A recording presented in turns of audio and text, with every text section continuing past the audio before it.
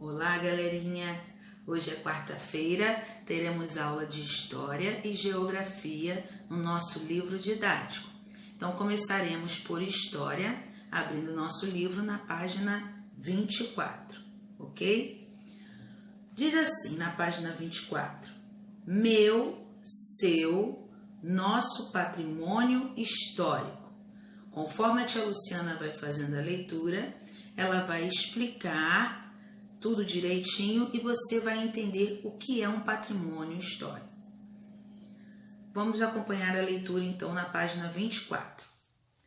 Por serem importantes para conhecer o passado, alguns espaços precisam ser cuidados e preservados a fim de que sua história possa ser contada para as gerações futuras.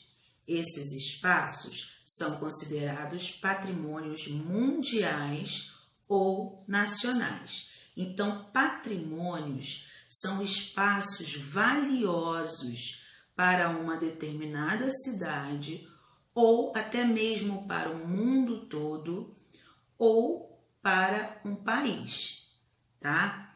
No Brasil, existem muitos lugares que são preservados, ou seja, que fazem parte da história de cada lugarzinho do nosso país, tá? E são considerados patrimônios históricos por causa das suas histórias. Os patrimônios históricos podem ser construções ou monumentos, como vocês podem observar aí, em Fortaleza. A primeira imagem que nós temos é de um teatro José de Alencar, lá em Fortaleza. Esse teatro é considerado um patrimônio histórico da cidade de Fortaleza.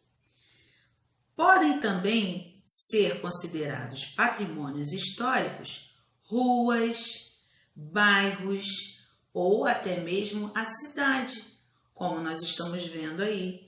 Em Ouro Preto, uma cidade localizada em Minas Gerais, o patrimônio cultural é a cidade de Ouro Preto. As ruas da cidade de Ouro Preto, os bairros da cidade de Ouro Preto, é considerado um patrimônio cultural para as pessoas daquele lugar e até mesmo para quem vai visitar essa cidade de Ouro Preto, tá?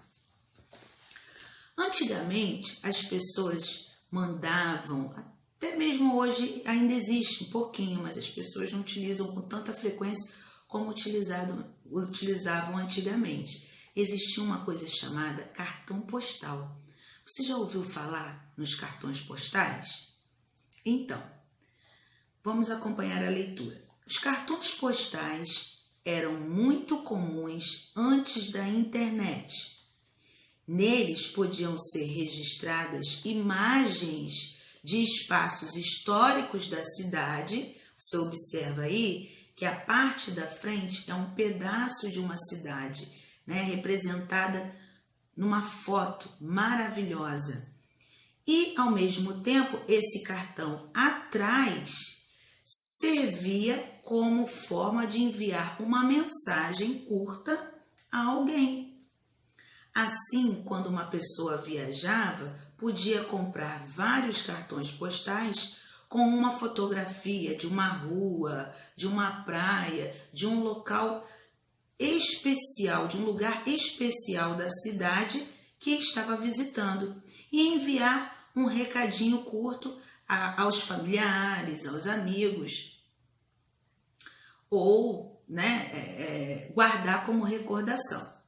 Então, nós temos aí, número 1, eu, historiador. Número 1, veja o que Leila escreveu para Luísa nessa reprodução de um cartão postal enviado do Rio de Janeiro para São Paulo em 1947. Tempo à beça, não é mesmo?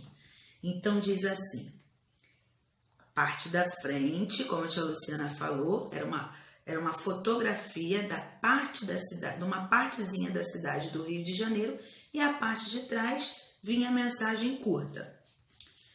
Leila escreveu assim: querida Luizinha, da Princesinha dos Mares, Cumprimentamos você e junto segue o nosso abraço, com augúrios de uma grande felicidade. Abraços da Leila e José, 6/9/47. Olha quanto tempo. Dia 6 do mês de setembro do ano de 1947. Então, foi o que a tia Luciana falou para vocês. A mensagenzinha curta da Leila cumprimentando a Luísa. Então, o que quer dizer a princesinha do mar? Princesinha dos mares, antigamente era considerada a praia de Copacabana, no Rio de Janeiro, tá? Ela era chamada princesinha dos mares. E augúrios quer dizer anúncio de um acontecimento, ok? Na letra A, diz assim: identifique que local do Rio de Janeiro foi representado neste cartão postal. Fácil, não é? Está escrito aí nesse quadradinho cinza, ok? Lápis na mão, número 1. Leia estas imagens. Então, você tem aí duas imagens. Você vai precisar de duas cores de lápis de cor, azul e vermelho, para poder responder a questão A e B, ok? Diz assim: indique com lápis de cor vermelho a ilustração de um espaço público. Letra B. Indique com lápis de cor azul a ilustração de um espaço privado. Então, a tia Luciana já explicou. Espaço público, todos podem transitar. Espaço privado, tem um dono e ali só entra quem ele permitir. Certo? Número 2. Com as sílabas destacadas, forme a palavra que completa esta frase. Um bem histórico que nos permite conhecer o passado é tem 4 pedacinhos, 4 sílabas aí embaralhadas. Você vai desembaralhar e vai encontrar o nome de um bem histórico que nos permite conhecer o passado, ok? 3.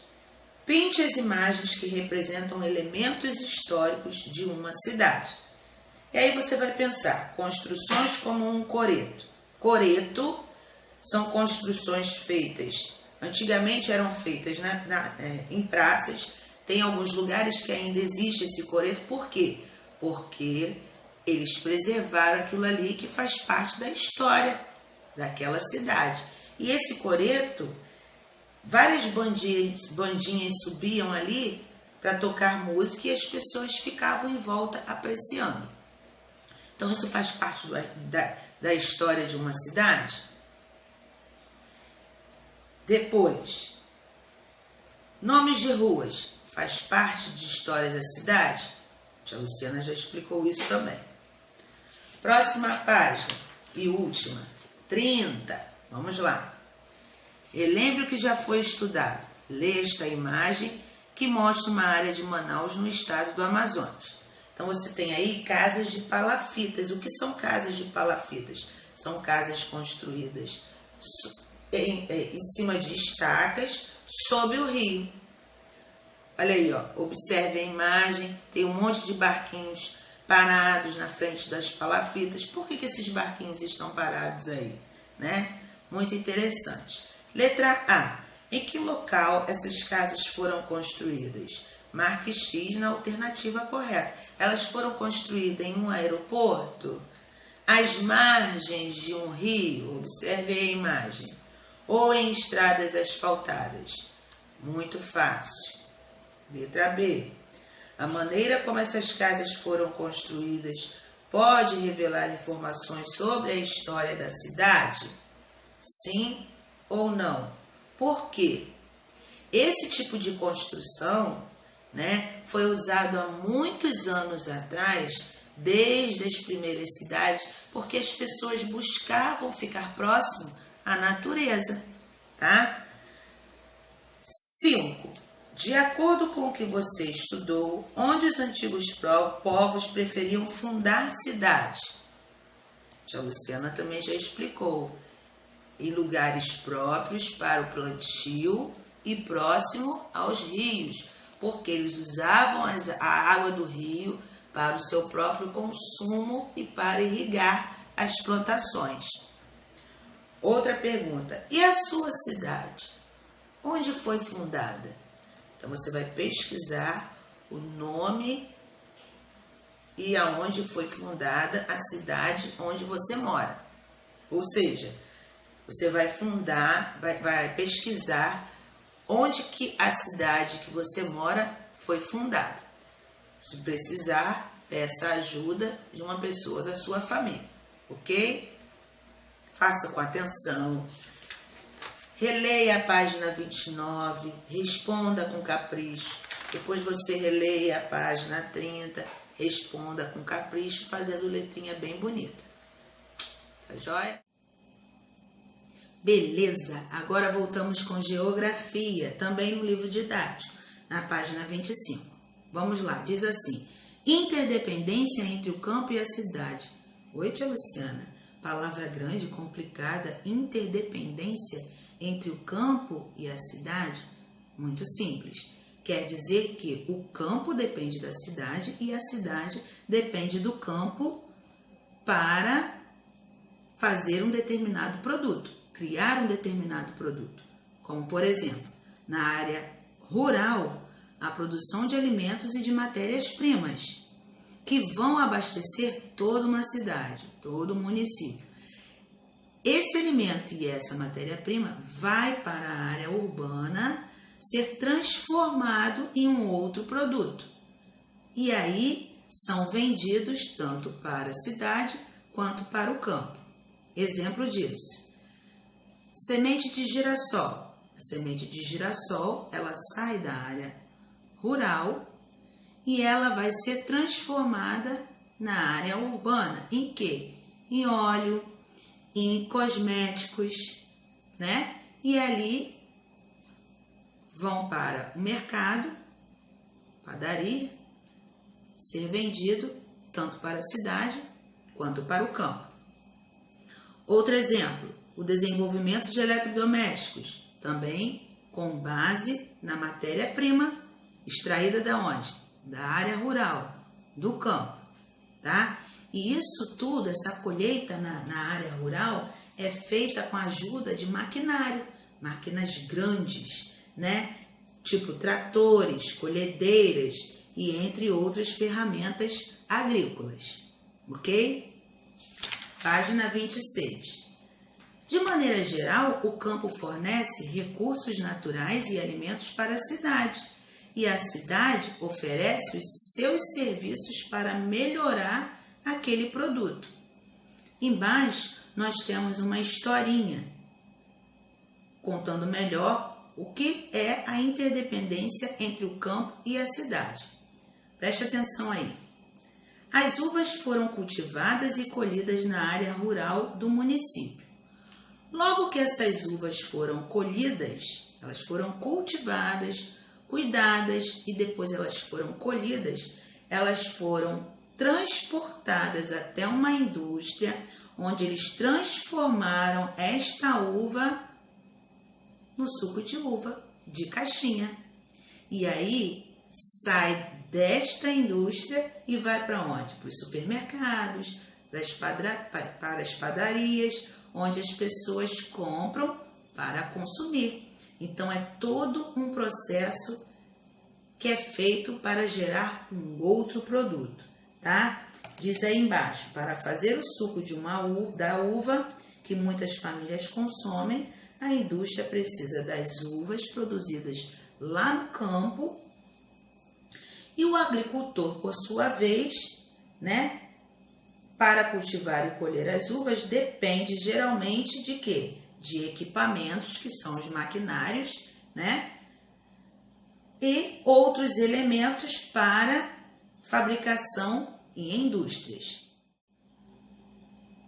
Aí do lado, nós temos um desafio bem legal para você fazer. Observe seu lanche e descreva quais produtos precisaram vir do campo para que você pudesse se alimentar no recreio. Então, como nós não estamos na escola, nós vamos observar algum produto que nós consumimos em casa, ok? Então, tia Luciana vai fazer o dela por aqui. Olha, peguei o suco de uva, vou observar no rótulo qual produto que veio lá do campo para a cidade para ser industrializado. Então, está escrito aqui no rótulo: suco concentrado de uva. E essa uva vem da onde? Do campo, ok? Outro produto. Tia Luciana pegou o pão plus vita. O pão plus vita também tem produto consumido que vem lá do campo. Vou ler aqui. Ingredientes: farinha de trigo. O trigo vem da onde? Do campo, né? E outros produtos que também fazem parte do campo. Então, se você observar, você vai ter tudo escrito na embalagem do produto que você consome, ok? Agora é com você.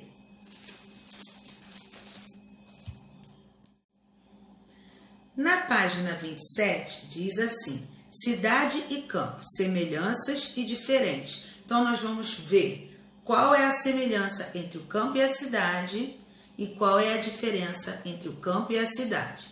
Vamos lá.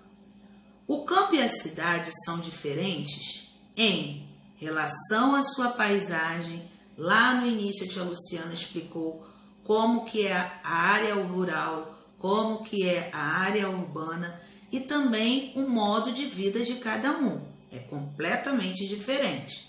Só que existem coisas iguais também, como por exemplo, tanto na área urbana quanto na área rural, tem muitas crianças. E essas crianças precisam o quê? Estudar. Não é porque ela mora na área rural que ela não vai frequentar a escola. Sim, ela vai se deslocar da casa dela, né? E vai para a escola para poder conviver com os seus colegas e aprender também coisas novas. Se você observar aí, tem 3 formas diferentes que várias crianças saem de suas casas para ir para a escola e da escola retorna para sua casa. Ó, em Manaus, o transporte escolar deles é um barco, né? Já em São Paulo, as crianças vão para a escola bicicleta, carro, ônibus, né? Aí, ó, uma areazinha rural. O ônibus escolar em uma estrada de terra indo buscar alunos, né? Então, existem várias formas. Também uma outra coisa que é semelhante são os produtos alimentícios produzidos. A fabricação de equipamentos, né? Os vestuários que podem ser consumidos tanto na parte rural quanto na parte urbana, ok? Muito bem, vamos para a atividade. Lápis na mão. Na página 28, você tem aí 1. Considerando as áreas rural e urbana da cidade onde você mora, preencha o quadro a seguir. Área rural e área urbana. O que tem de semelhante? O que tem de igual? A Luciana já explicou uma coisa lá. Tanto na área rural quanto na área urbana tem crianças. E essas crianças precisam o quê? Frequentar escola, não é mesmo? Usar roupas, consumir alimentos, ok? E a diferença? Pode ser construções, seu modo de vida, né? E a interdependência, ou seja, o que tem um que também tem o outro. A produção de alimentos, né? Um ajudando o outro. O alimento sai da zona rural e vai ser preparado na zona urbana, né? E aí eles são comercializados tanto para um quanto para outro, tanto vendido para a zona urbana quanto para a zona rural. Essa é a interdependência, a produção de alimentos. Número 2. Com base em suas experiências, descreva as principais vantagens e desvantagens de viver no campo e na cidade. Então, você vai pensar, você vai analisar assim: qual a vantagem da pessoa morar na cidade? Tem lojas, tem praia, né? Tem shopping, tem movimento. E agora, as desvantagens. O que é ruim? Poluição é uma desvantagem.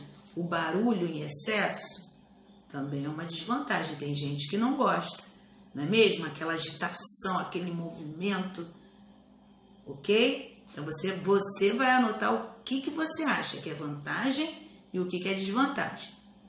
Logo, também você fará a mesma coisa em relação ao campo. Qual a vantagem de morar no campo? Brincar à vontade, sentir o cheirinho da natureza, né? Colher frutas, respirar ar puro, tomar banho de rio, se tiver um rio, né? E a desvantagem? A falta de recurso, posto médico, lojas, supermercados. Então você vai parar para pensar e vai responder aí no número 2, ok? Já no número 3, você vai observar as ilustrações da página 26, que foi aquela historinha do cultivo e da colheita da uva, que foi para a indústria, depois foi para o supermercado, para logo ser consumido pelas pessoas. Você vai escolher um outro produto, tá? Consumido na cidade, que depende de uma matéria-prima vinda lá do campo. E aí você pode separar em quadradinhos e vai desenhar. Uma diquinha: chocolate. Chocolate vem da onde? Do cacau. Então você pode desenhar, né, a plantação do cacau, depois o chocolate sendo fabricado e sendo consumido por alguém. Olha que bacana! Também pode fazer a borracha, né? Que vem da árvore da Amazônia, que é a seringueira, onde é extraído o látex, né? Então tem várias coisas que até mesmo se você pesquisar, você vai conseguir saber aí para poder responder, ok? Um beijinho e até mais.